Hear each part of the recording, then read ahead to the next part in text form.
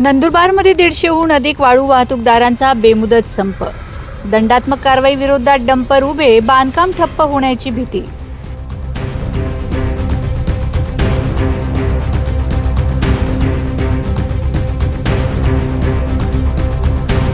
नंदुरबार जिल्ह्यात सध्या महसूल प्रशासन आणि वाळू वाहतूकदार यांच्यातील वाद चांगलाच चिघळला आहे.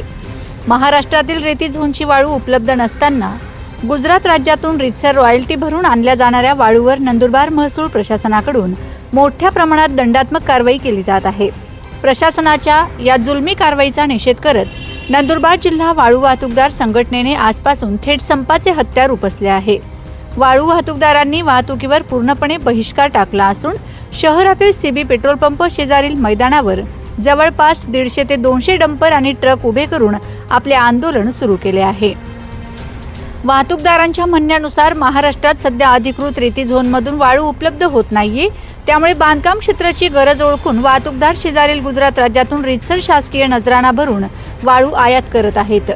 नियमानुसार गुजरातची अधिकृत रॉयल्टी असेल तर महाराष्ट्र प्रशासनाने 0 रॉयल्टी घेऊन ती वाळू नियमानुकूल करणे आवश्यक आहे.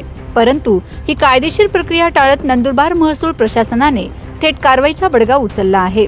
गुजरातची रॉयल्टी असतानाही बोराडीला खाली आहे असे किरकोळ किंवा तांत्रिक कारण पुढे करत वाळू वाहतूक करणाऱ्या गाड्या पकडल्या जात आहेत आणि त्यांच्यावर लाखो रुपयांची दंडात्मक कारवाई केली जात आहे.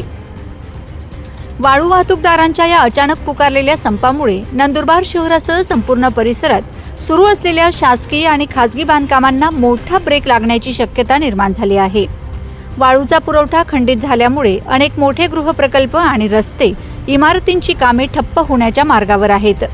बांधकाम क्षेत्रावर अवलंबून असणारे हजारो रोजंदारी मजूर, गवंडी आणि कामगार यांच्या हाताला काम न मिळाल्यास त्यांच्यावर उपासमारीची वेळ येण्याची भीती व्यक्त केली जात आहे. प्रशासनाच्या भूमिकेकडे सर्वांचे लक्ष वाहतूकदारांनी एकत्र येत शेकडो डंपर मैदानात उभे केल्यामुळे प्रशासनावरील दबाव वाढला आहे. एकीकडे बांधकामे ठप्प होण्याचा धोका आणि दुसरीकडे वाहतूकदारांचा तीव्र संताप, अशा कात्रीत महसूल प्रशासन अडकले आहे. आता या आंदोलनावर आणि वाहतूकदारांच्या मागण्यांवर जिल्हा प्रशासन काय भूमिका घेते आणि हा कोंडी कधी फुटणार याकडे संपूर्ण नंदुरबार जिल्ह्याचे लक्ष लागून राहिले आहे.